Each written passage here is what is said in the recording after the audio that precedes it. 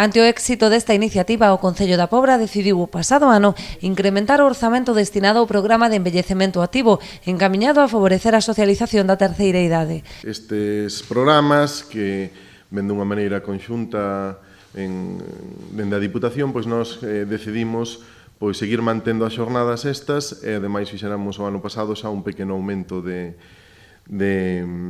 cartos para invertir nestas xornadas para que puderan ser un pouco máis amplias. Este ano seguimos mantendo o mismo orzamento, non? Os cursos dividiránse en 2 semestres. O de musicoterapia arranca o 22 deste mes, mentres que o de risoterapia dará comezo o 5 de abril. O programa de musicoterapia vai a empezar este mes, o día 22, vais a celebrar os xoves pola tarde, e o de risoterapia vai a comezar o día 5 de abril e o día vai a ser os venres pola tarde.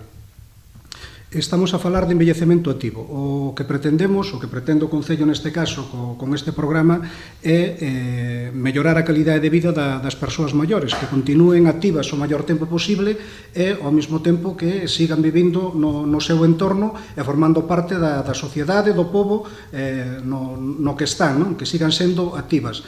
Falamos de envellecemento activo e falamos ao mesmo tempo de saúde, de benestar e, sobre todo, de calidade de vida, que é o importante nestas persoas.